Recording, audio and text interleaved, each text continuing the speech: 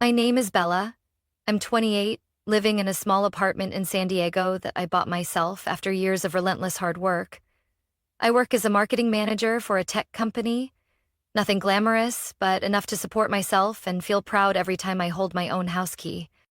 I still remember that Saturday afternoon clearly. The sun was soft and golden, and I was just about to make coffee when the doorbell rang. I opened the door and saw Emily, my younger sister, standing there with a worn-out backpack and a look that was both excited and oddly intense. Emily is 23 now, still living with our parents in Santa Clarita. She's never really made an effort to hold down a job. Every time I asked, she'd say things like, "I'm still figuring out what I love," or, "It'll all fall into place eventually." So when she suddenly showed up at my door, I was caught off guard. "Your place is so cute, Bella," she said as she walked in, her eyes sweeping over my tiny kitchen. Her fingers brushed the countertop like she was inspecting the wood. This kind of space, waking up and making coffee, must feel so peaceful. I laughed. Peaceful, sure, but it took me 6 years just to afford the down payment for this kind of peace. Emily turned to me, eyes already welling with tears. "I can't take it anymore, Bella. Living with Mom and Dad is suffocating. They control everything, what I wear, when I go to bed. I need to break free. I need to be independent." I nearly choked on my coffee. If anyone had ever been the loudest critic of moving out, it was Emily. The same girl who once declared, "Why move out when there's food, laundry, and no rent at home?" "What exactly are you saying?" I asked, still unsure I was hearing her right. She pulled out a thin book from her backpack and waved it in front of me. "I just finished this, Breaking the Codependent Cycle. Dr. Danner says if I don't separate now, I'll always be a watered-down version of myself." I frowned. "And you came here to—" Emily took a deep breath, like she was gathering all her courage. "Can you help me? Just 3 months' rent, I swear. I'll get a job right away and won't ask for anything else. I want to be like you, Bella. Stand on my own." I stared at her for a long time. Maybe it was the way she said "like you" that hit me. Or maybe I'd just waited so long to see her want to grow up. Either way, I nodded. 3 months, but you have to be serious. Got it?" Her squeal was so loud I flinched. She threw her arms around me so hard I nearly toppled over. "You won't regret this. You're the best sister in the whole world." I smiled, but somewhere inside, a tiny voice whispered caution. With Emily, everything could turn upside down in the blink of an eye. 2 days later, I was in the middle of work when my phone rang. Emily's name lit up the screen, and her voice was practically buzzing with excitement. "Bella, I found it! My dream apartment. It has a balcony, an on-site gym, a 24/7 concierge, and a rooftop pool." I paused. "Wait, what?" "It's in Avalon Hill. You know the area, right? Super safe, near downtown. And I just found a studio available." Avalon Hill, one of the most high-end complexes in the San Diego area. I took a deep breath, opened my laptop, and typed in the address. The rent made my eyes widen. $2,750 a month. "Emily, are you serious? You think I can drop over 8 grand just to get you started in a luxury suite? And it has a private elevator and a lobby with a grand piano? You don't get it. If I start somewhere nice, I'll be more motivated. And you said you'd help me." I gripped the phone tighter. "I said I'd cover the first 3 months, yes, to help you become independent, not to fund your personal spa retreat." She chuckled awkwardly. Okay. Maybe I got a little too excited. I'll look for something else." That afternoon, I emailed her a list of more realistic options. Small studio apartments in Linda Vista, priced around $1,200. Affordable and close to businesses hiring entry-level staff. That evening, she called back. Her tone was noticeably less enthusiastic. "Are you sure about these places? They look kinda basic." They're not five-star hotels, but they're clean, safe, and enough to get you started. If you're serious about being on your own, this is the way. She was quiet for a beat, then said softly, "All right, I'll check them out." A few days later, I took a morning off work to tour a place with her. The agent, Cheryl, was a no-nonsense woman in her 60s with a warm smile. She walked us through each room like she was selling a penthouse. The apartment was simple but pleasant, freshly painted white walls, clean laminate floors, a compact kitchen with a microwave, electric stove, and fridge. Sunlight poured in through the window, with eucalyptus trees swaying outside. I liked it immediately. Emily, not so much. Despite forcing a smile, she couldn't hide the flicker of disappointment. "It's fine. I guess I'll just have to adjust." I ignored the subtle grimace. When Cheryl asked, I didn't hesitate.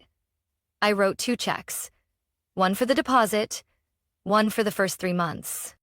Emily signed the lease with a fast hand, though her fingers trembled slightly.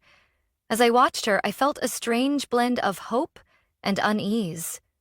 Was she truly ready? Outside the leasing office, she squeezed my hand. "Thank you, really. I won't let you down." I nodded, managing a faint smile. "I hope not." On move-in day, I drove her and a few small boxes to the new place. She stood in the doorway, looking at the empty room. No coffee machine, no soft couch. But I guess we're going minimalist now, huh? I smiled. I started in a space even smaller than this. What matters is, it's yours. I handed her the key, silently hoping this would truly be a turning point. She hugged me again. "You're my guardian angel, you know that?" I didn't respond.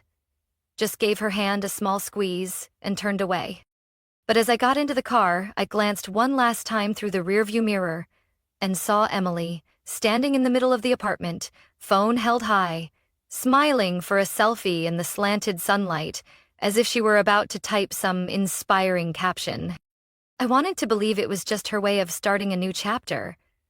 But a small part of me, a very small part, had already started to grow cautious. About 3 weeks after Emily moved in, I started noticing something odd. Every time I asked about her job search, she either dodged the question or gave vague excuses. "Don't worry, I'm looking at a few places, but hiring's super slow right now. It's the market," she said during a FaceTime call, lounging on her bed with a steaming mug of tea and soft jazz playing in the background. "I sent you a list of companies hiring for front desk, retail, barista roles. Have you contacted any of them?" I asked directly. Emily yawned. "Those jobs don't pay enough to survive in San Diego.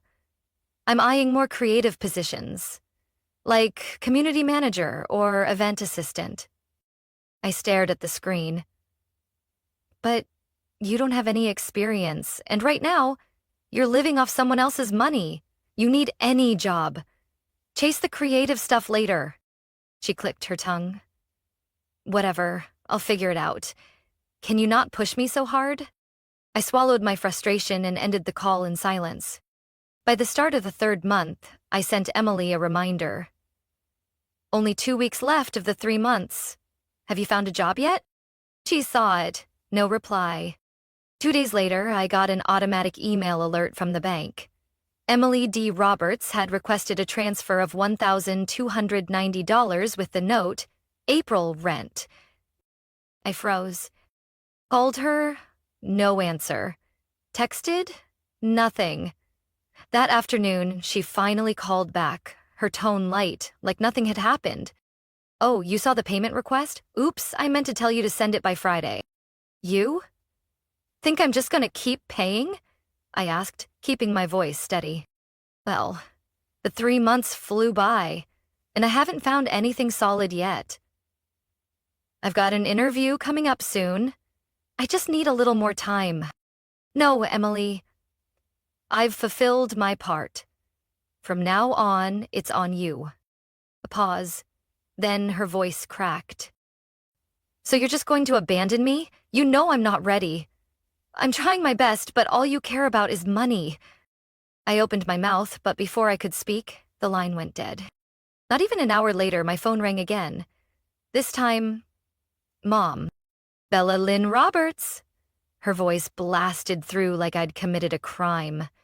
Emily called me in tears. "You really going to let your sister get kicked out on the street?"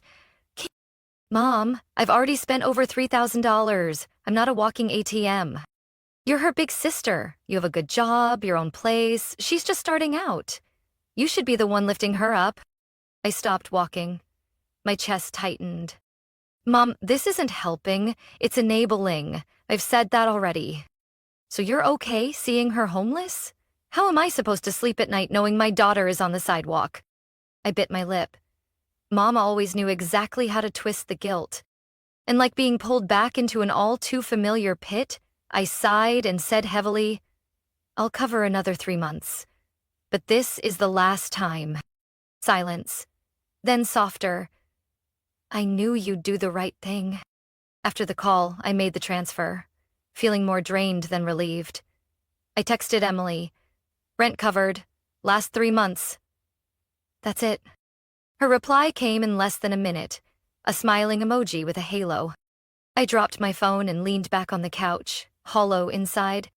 Maybe I'd just made the same mistake again. About 2 weeks later, on a restless late night, I picked up my phone and started scrolling mindlessly through Instagram, something I rarely did. Then her handle popped up. Emily Dream Free. I hesitated, then tapped. And instantly, my blood ran cold. There she was, standing against the apartment's glass window, the city lights glowing behind her. She wore a deep V-cut sapphire silk dress, bold red lipstick, wine glass in hand. The caption read, "Freedom is a luxury," and I dared to choose it. I scrolled. Next photo, Emily at a rooftop cafe, eyes closed in soft focus. Caption, "To live fully, start with beautiful surroundings." Another photo, her posing beside a dinner table styled like a magazine spread. Candles, flowers, expensive Italian food. Not a single post about job hunting, resumes, or interviews. Anger churned inside me, but I waited. Maybe, just maybe, she was putting on a front. Then I saw her story, tagged, "Thank you, Verena Boutique, for helping me pick the perfect dress for last night." I couldn't hold back. I typed, "Have you gone to any interviews yet?" 15 minutes later, she sent back a screenshot of an email. "An interview invitation from a startup called North Edge Media, scheduled for 10 a.m. tomorrow." I exhaled. Maybe she was finally taking this seriously. But not 5 minutes later, my phone rang. "Bella," Emily's voice chirped, suspiciously cheerful. "I've got great news. I got an interview. But I really need your help with something important." I closed my eyes. What now? I don't have anything appropriate to wear. First impressions matter, you know that. I need to do my hair, light makeup, and get a proper outfit. I texted, "About $800 should cover it. Will you help me? I'll pay you back as soon as I get my first paycheck." I froze. $800? I know it's a bit much, but this is real, Bella. It's my first big opportunity. If I show up looking professional, I can make a great impression from the second I walk in. I read online that interviewers form opinions within the first 7 seconds. I sat motionless in front of my screen, thoughts spinning. I knew I was being manipulated, but that voice, so eager, so desperate, still sounded like the little sister I once carried on my hip when she was 3. "You've reached the end of my generosity," I said, my voice sharp, almost brittle in the quiet. "You're the best sister ever," she shouted, then hung up as fast as she'd called. I made the transfer, my heart heavy. 2 days later, during my lunch break at work, I called Emily. "How'd the interview go?" There was a pause, then a giggle. "Oh, that? I went, but the company was tiny, no real growth potential. The role was super boring. I'd die doing something like that. I need something more creative?" "You turned it down? After I just sent you $800 for your career?" "Well, you wanted me to go, right? I went. Didn't like it. What's the problem? My jaw dropped as I searched for words, but before I could say anything, she cut in. I'm busy. Talk later, love you. I gripped my phone. A part of me wanted to drive straight to that apartment, pound on the door, and say everything I'd kept in for months. And then, as if pulled by instinct, I opened Instagram. The latest photos stopped my breath. Emily, in a shimmering evening gown, stood in the middle of a golden-lit living room, holding up a glass of champagne.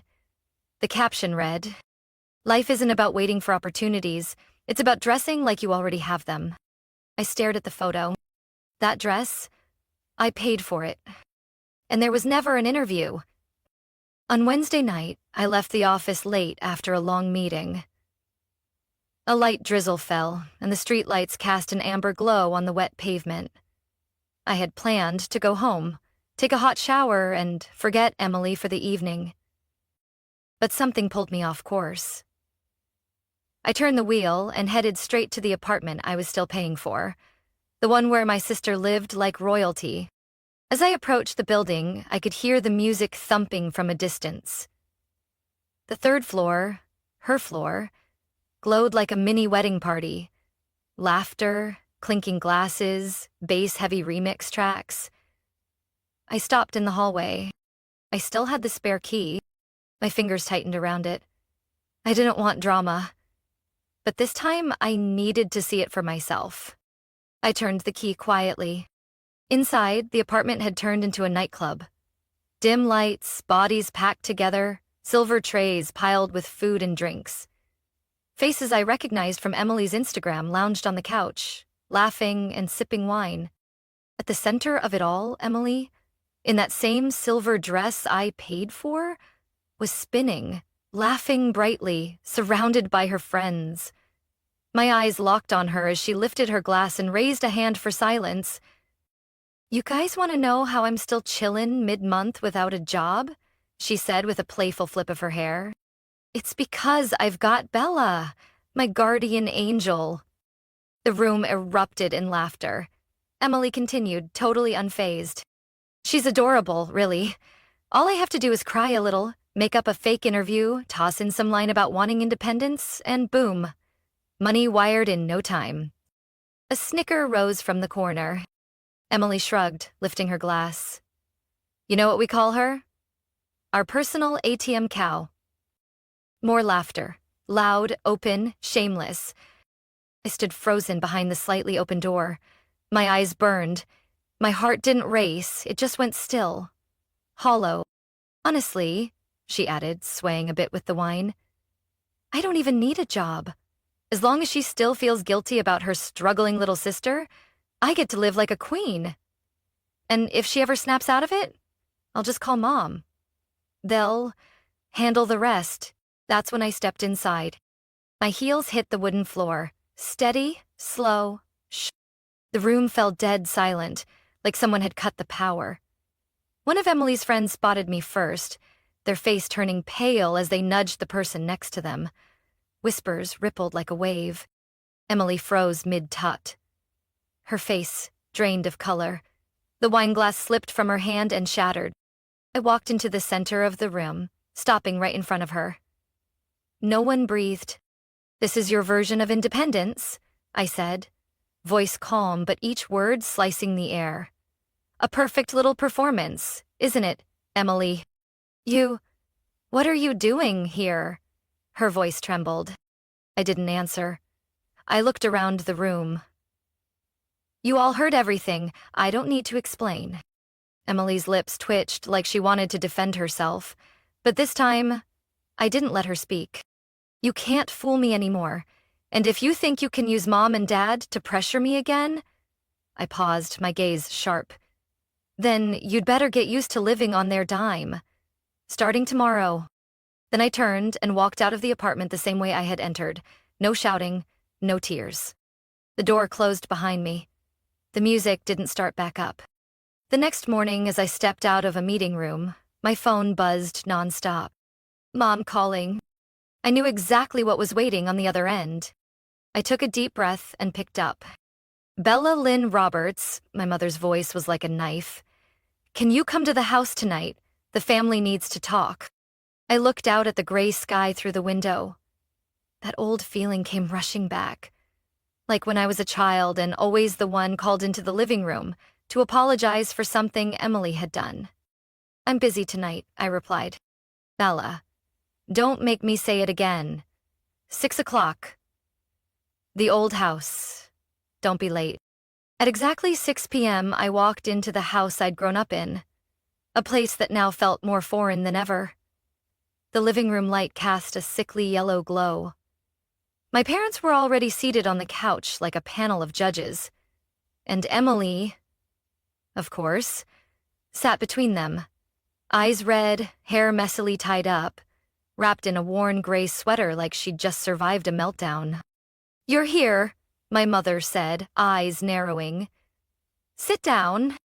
I took the single chair across from them. No one said anything for a few seconds. Then my father erupted. "You know? Your mother and I can't believe you'd treat your sister this way." "She almost got evicted," my mother cut in, her voice choked. "She called me sobbing. No money for food, no electricity, no one there for her." I looked straight at Emily. She was staring into her tea, hands clenched around the mug, tears at the ready, her shoulders trembling just enough to look pitiful. The performance was flawless. "I paid 6 months of rent," I said slowly, holding my composure. "Plus money for clothes, salon visits, even the so-called interview. Do you two even know what she did with it?" My mother raised a hand to cut me off. "Bella, don't act like you haven't helped her." "Exactly. I helped. And was taken advantage of," I said, my voice tight. "I went to her apartment yesterday during a party with over 20 people. I stood there while she told the entire room that all she had to do was cry and say she wanted to be independent, and I'd send money. She called me her personal cash cow. Do you want to hear the recording?" Emily burst into tears. "She's making it up to justify abandoning me." I pulled out my phone, opened the recording I'd saved at the door. The laughter, the mockery, and the words "cash cow" rang out clearly. No one spoke. My mother's face went stiff, and my father looked like he'd been hit with cold water. But only seconds later, my mother returned to her usual tone.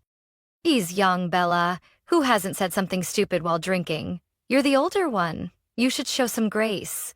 That's what family is for, forgiveness."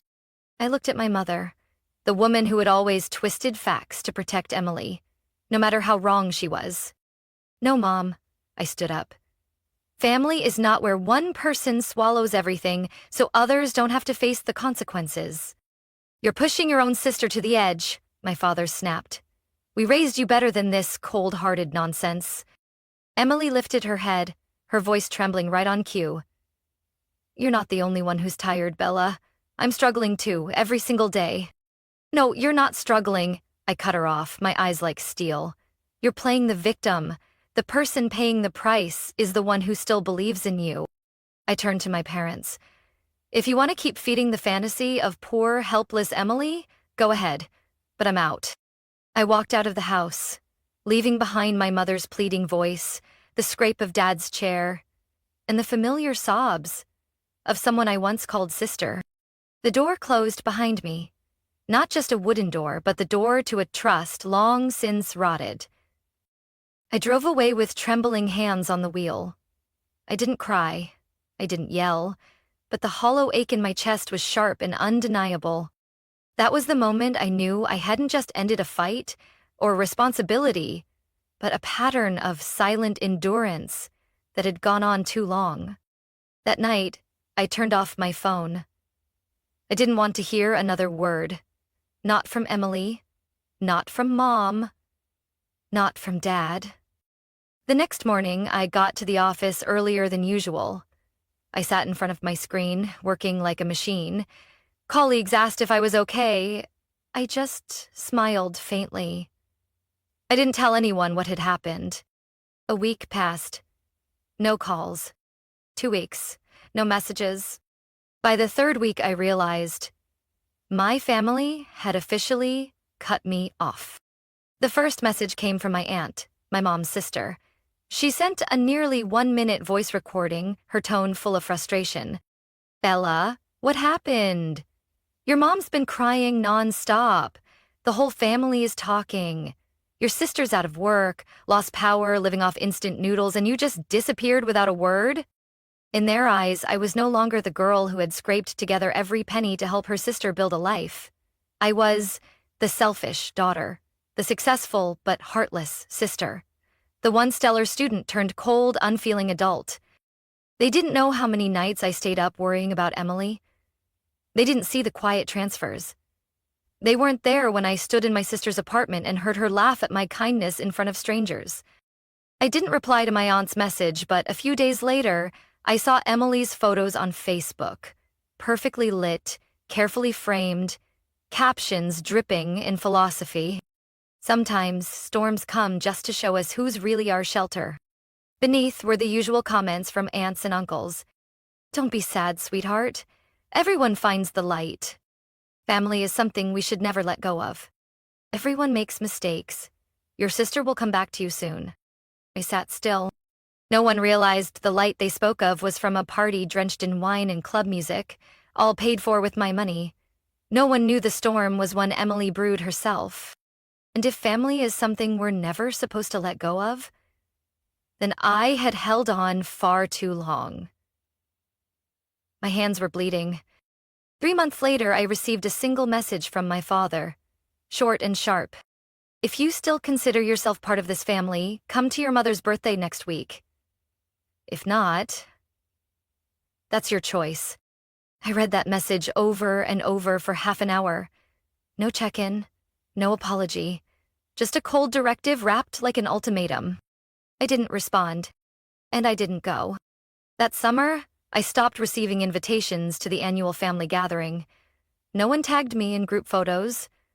My name never came up in their nostalgic stories. I had been erased, quietly, smoothly, without ceremony. And strangely enough, it didn't hurt the way I thought it would. That silence, for the first time, brought a kind of peace. Something I'd never known in my own family. I started spending more time on myself, learning to cook, enrolling in a morning yoga class, reconnecting with old friends. Life no longer revolved around midnight requests for cash or tear-filled calls about my struggling little sister. I was about to close my laptop after a long day when my phone vibrated. A name I thought I'd never see again lit up the screen. Mom. I let it ring 3 times before answering. Bella. My mother's voice trembled, strangely worn. It's bad. The landlord called the police on Emily's apartment. I said nothing. They showed up in the middle of another party, she continued, swallowing panic. But this time, it wasn't just the noise. They inspected the unit and found several pieces of furniture missing from the inventory. I froze. You mean, she sold the landlord's furniture? The leather chair, the dining table, the coffee machine, over $5,000 in total. The landlord made it clear, if we don't reimburse everything, they'll press charges for theft. I took a deep breath. I knew this was the moment I'd have to choose. The landlord's willing to settle privately, Mom rushed on, like she feared I'd hang up. If our family pays for the missing items and the lease termination fee, they won't involve a lawyer. How much? I asked, though deep down I already knew. Around $8,200, she said quietly, like whispering the number might soften it. Why are you calling me? Ella, we don't have enough. We already spent most of our retirement savings covering her rent these past few months. Could you... No, I cut in, for the first time in that call. Her voice cracked. You really have no love left for your family. I still love you, Mom, but I'm no longer blind. She began to sob on the other end. I stared at the white wall in front of me. I had thought the last time I said no would be the hardest. But no. It was now, when I knew my sister might finally face real consequences, that I understood what love truly meant. Do you know how many times I've been used? I said softly, each word hitting somewhere deep inside me. How many times I stayed silent because I didn't want to shatter the illusion of a perfect family? No answer. Just her heavy breathing and the ticking of a nearby clock. It's time Emily faces the consequences, not me. And I ended the call. 3 weeks later, I heard from Aunt Jackie, the only relative who still spoke to me. "Your sister was evicted," she said quickly. "The landlord kept the deposit, sold off what was left, and still came up short by more than $2,000. Your parents, they cashed out what remained of their retirement fund to cover it." I closed my eyes and leaned back in my chair. It didn't feel like triumph. It felt like a slow, quiet ache. Watching someone I once loved sink, even after I had thrown them every rope. "Where is Emily now?" I asked.